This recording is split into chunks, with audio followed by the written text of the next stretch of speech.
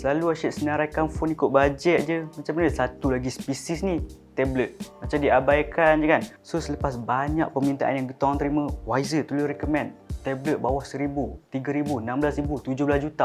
Hari ni kita akan senaraikan 5 tablet terbaik bawah RM2000. Jadi untuk makluman, apa yang kita orang senaraikan ni ialah tablet yang dijual secara rasmi di Malaysia.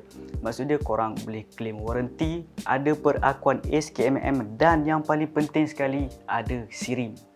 Itu yang kita nak. Jadi untuk market tablet harga sekitar 1000 dan ke bawah memang banyak macam-macam brand korang boleh beli. Tapi untuk yang nak bajet tinggi sikit, boleh pakai lama, spek pun baik, harga bawah 2000 ni kita orang rasa macam ngam lah kan. Sebelum aku senaraikan, seperti biasa untuk tablet ni korang kena faham yang diorang akan sediakan dua pilihan, sama ada selular iaitu support SIM card dan juga Wi-Fi, dan satu lagi hanya Wi-Fi saja. Maksudnya korang tak boleh masukkan SIM card, dan harga pun lebih mahal lah untuk yang boleh masukkan SIM card ni.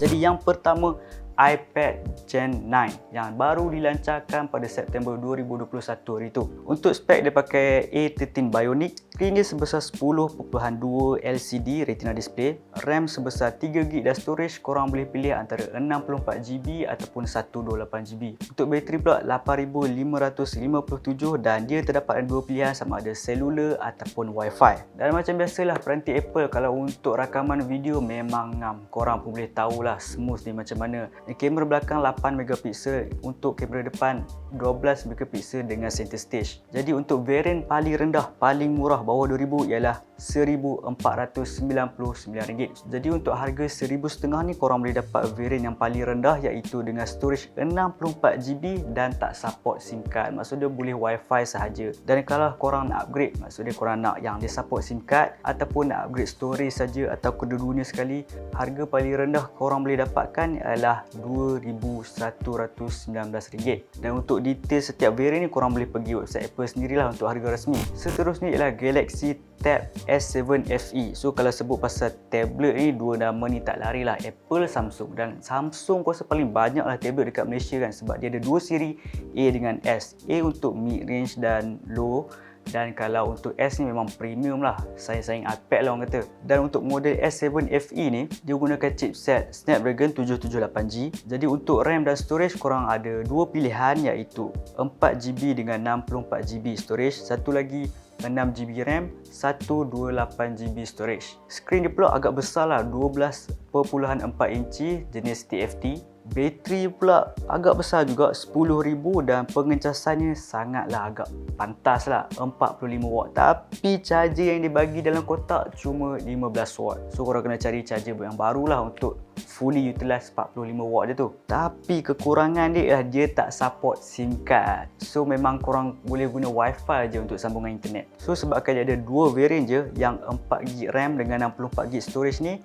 dijual pada harga RM1,899. Dan satu lagi iaitu RAM yang lebih tinggi, 6GB RAM dengan 128GB storage pada harga RM2,199. Dalam kelima-lima tablet senarai ni, ini yang agak paling besar lah pada segi skrin, bateri dan juga pengecasan pantas dia.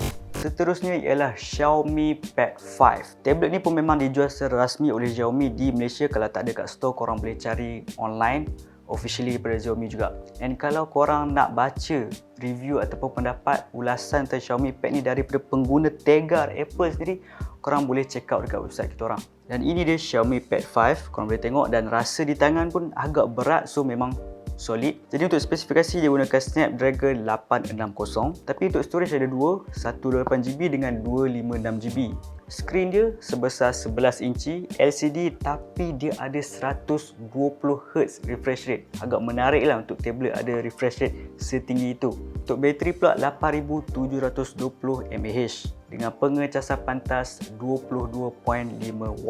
Tapi untuk sambungan dia tak support SIM card juga, hanya boleh gunakan Wi-Fi untuk internet. Dan antara special dia ada 4 speaker dengan Dolby Atmos. Jadi untuk variant pula, sebabkan RAM dia sama je dua-dua 6GB RAM, untuk storage 128GB dijual pada harga RM1,399, manakala untuk storage 256GB pada harga RM1,599. Jadi personally bagi aku, yang ni antara yang berbaloi lah untuk tablet Android. Tablet seterusnya pula ialah Nokia T20. Jangan hukum peranti melalui nama dia saja. Nama je T20 tapi dia tak direka khas untuk mereka daripada golongan kayangan ataupun yang mempunyai singgah sana di istana. Tak. Sebab daripada segi spesifikasi dia pun agak terbalik sebenarnya. Sebab dari chipset pun dia pakai Unisoc T610. Mungkin ramai yang tak pernah dengar Unisoc ni, tapi Unisoc ni selalu digunakan oleh pengeluar phone untuk peranti kelas bawahan ataupun entry level lah. Untuk RAM storage pula, dia memang ada satu variant je, iaitu 4GB RAM dengan 64GB storage. Skrin sebesar 10.2 inci dengan resolusi 2K. Bateri pula sebesar 8200 mAh dengan sokongan pengecasan 15W. Tapi dalam kotak dia bagi 10W sahaja. Tapi walaupun harga dia agak rendah, spek pun agak biasa-biasa, chipset agak bawah kan, tapi dia ada perlindungan IP52. Jadi dia sedikitlah tahan lasap terhadap debu dan air, sikitlah, okeylah kan. Harga dia pula hanya pada RM999, tak sampai RM1,000 pun, dan hanya satu variant tu saja tersedia. Dan yang terakhir, tablet pertama daripada Realme iaitu Realme Pad. Ini pun ada 4 speaker dan Xiaomi claim dia ada dual mic noise cancellation. So sesuai untuk mereka yang selalu masuk kelas ataupun meeting online kan, sesuai lah. And paling rare sekali tablet ni, dia support reverse charging tau. So jaranglah kita dengar tablet support reverse charging kan, tapi dia ada. Daripada segi spesifikasi, ia dijana oleh MediaTek Helio G80. RAM ada 3 pilihan, 3GB, 4GB dan juga 6GB. Dan untuk storage pula dia ada 3 pilihan, iaitu 32GB, 64GB dan juga 128GB. Skrin pula sebesar 10.4 inci, skrin LCD dan ada refresh rate sampai 90Hz. Bateri pula 7100 mAh, support pengecasan pantas sampai 18W. Dan untuk Realme Pad ni dia ada dua pilihan lah, sama ada korang yang nak yang support SIM card dengan Wi-Fi ataupun Wi-Fi sahaja. Jadi dia ada 4 harga lah untuk model yang berlainan. Paling murah sekali pada harga RM899, iaitu pada model 3GB, 32GB storage tapi support Wi-Fi saja. Dan model paling mahal pun hanya pada RM1,199 je. Yang ni RAM je besar 6GB dan storage pun 128GB. So mungkin ramai tertanya, asal tablet ni tak masuk, tablet acikku tak masuk, itu tak masuk. Sebab kita orang hanya senaraikan tablet yang dijual secara rasmi di Malaysia. Apa-apa pun, selamat berpuasa. Ada rezeki, jumpa lagi. Assalamualaikum.